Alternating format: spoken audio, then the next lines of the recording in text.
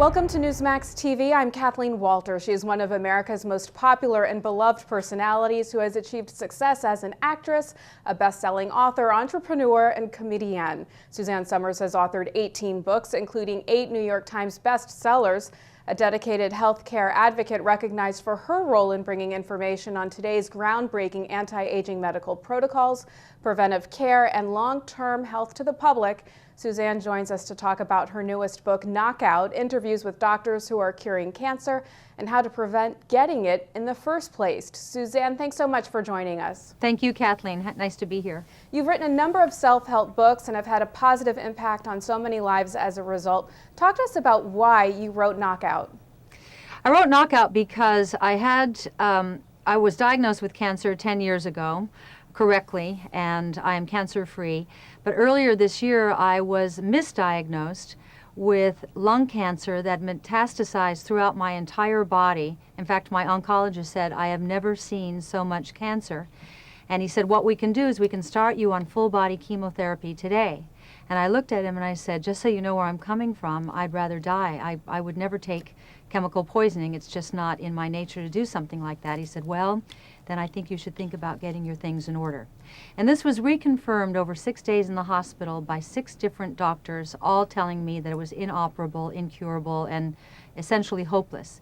What I did hold on to, around day 3 or 4, I said to my husband, you know, I've been keeping a file on these doctors who are curing cancer, in most cases without drugs. If I can get out of this hospital, I want you to take me to one of them. So on the 6th day, when it turned out that they were horribly wrong, I was misdiagnosed, it was wrong, I had no cancer at all after looking death in the eye for 6 days, I thought rather than get mad, I'm going to interview these doctors in this file. And that's what I've done for the better part of this year, is talk to these doctors, interview them, and I would say to each of them, it's all well and good for you to tell me this, I need to talk to your patients. They opened up their patients to me. I talked to stage 4, lung cancer, liver cancer, ovarian cancer, cervical cancer, breast cancer, prostate cancer, brain tumors. All these people living these normal, healthy lives, having not been degraded by harsh chemicals, and I realized there is another way that none of us know about, and so that's what I've written about in Knockout. Other options that you probably don't know anything about. Now, you interviewed doctors and medical professionals using everything from alternative to integrative to conventional methods to combat cancer. Right. Among them was NewsmaxHealth.com contributor Dr. Blaylock, who you also interviewed for your book Breakthrough. Tell us why you revisited Dr. Blaylock and what insights did you feel that he would offer? Well, Dr. Blaylock is one of the brightest minds in the country. He's a oncologist, neurosurgeon for 22 years. Stopped surgery because he said he was opening brains, seeing cancers so rare in younger and younger people that he decided he had to devote the rest of his life to research, to the effects of chemicals on the human brain and body. So he's a neuroscientist, and I go to him for information all the time. And one of the things that Dr. Blaylock told me that is absolutely shocking, so much so that I've hardly mentioned on television because I'm being so attacked for having the audacity to say that there are ways other than chemotherapy to deal with cancer. But he said, if I were a woman, I would never have a mammogram. And I said, what? He said, if a woman starts at age 40 with no cancer and has a mammogram every year, by the time she's 50, she will have increased her chances of getting breast cancer by 33 1/3%. He said also, the act of smashing the breast the way we do with, like in a panini machine with a mammogram, he said, if you have a tumor in there, he said, that very process of smashing can break the tumor and metastasize the cancer. He said, I said, well, what do we do if we can't have mammograms? He said, first you have an ultrasound, you have a thermogram, if there's any hot spots, then you have an ultrasound, if there are any shadows, then you have an MRI. I said, well, we can't afford MRIs. He said, if the new gold standard became MRIs, he said, then they would be affordable. He said, because there's no radiation and you see a clearer picture in an MRI. He said, the cumulative effect of radiation from mammograms is actually giving women cancer, and no one wants us to know about that. I thought that was pretty interesting. Suzanne, trying to understand the complexities of an illness like cancer can be extremely daunting and downright scary for people who are not doctors or medical professionals. What advice would you give patients that can help them to decipher the information that they're being presented with? Well, I don't give advice, but what's important for me, having been a patient twice, being diagnosed with this horrible disease, is my advantage of having information. If I had been a different kind of patient, Kathleen, when this doctor earlier this year wanted to start me on full body chemotherapy that day, I probably would have taken it. But because I have a lot of information, I was able to stand back and say, first, I know that I have time to think this through, and I'm going to look for other options before I would ever consider that. So information, especially with cancer, because you have to look at the present cancer protocol. We've thrown billions and billions of dollars, maybe trillions at this point, into cancer research, and there's no cure. The death rate has dropped 5% in the last 55 years. That's a failure.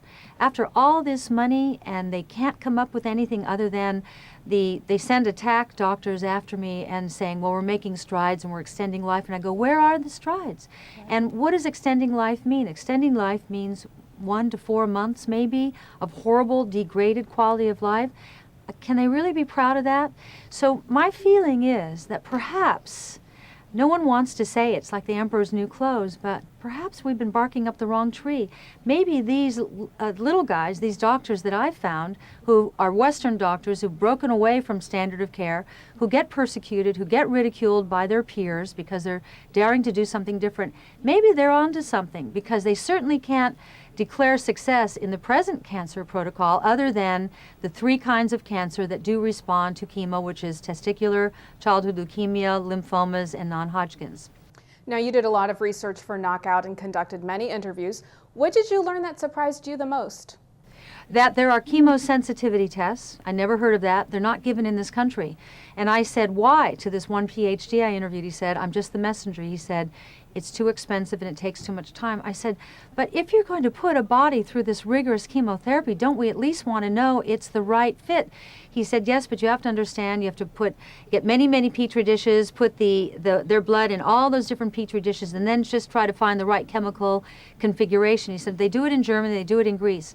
Now, my friend Farrah Fawcett called me a year ago, and she said, do you know anything about German medicine? I said, I do, and I gave her the name of that clinic. She chose on her own to go to Germany to do this. She said, I've had 3 grueling rounds of chemotherapy, 24 weeks of it. I've had 3 grueling rounds of radiation, and she said, for anal cancer, it's grueling. She said, and now my cancer's back with a vengeance. She goes over to Germany. They do a chemosensitivity test on Farrah and find that the chemotherapy she had been given was absolutely ineffective. Now, wouldn't it have been better had we done this before she started on her chemo regimen, to know that it's not going to work, and she could have looked at something else? So if I was going to go standard of care, chemotherapy, radiation, etc., as a patient, I would demand that I have a chemosensitivity test. I think everybody who's undergoing chemo should demand having a chemosensitivity test and have their blood sent off to either Germany or France. That's definitely important to know. Suzanne, if there is any one thing that you would like readers to take away from your book, Knockout, what would it be? That at the end of writing Knockout, it took away my fear of cancer. If reading Knockout can do that for all of you who are going to read it, then I would have succeeded, because rather than cowering the corner when you're diagnosed, roll up your sleeves, do your homework, do the reading, look into whatever other people are doing, and then make an informed decision. It makes you more powerful that way. It gives you control over your life, your disease, and your body. All right, the book is called Knockout, Interviews with Doctors Who Are Curing Cancer and How to Prevent Getting It in the First Place. Suzanne Summers, congratulations on yet another successful book, and thanks so much for joining us. Thank you so much. And thank you for watching Newsmax TV.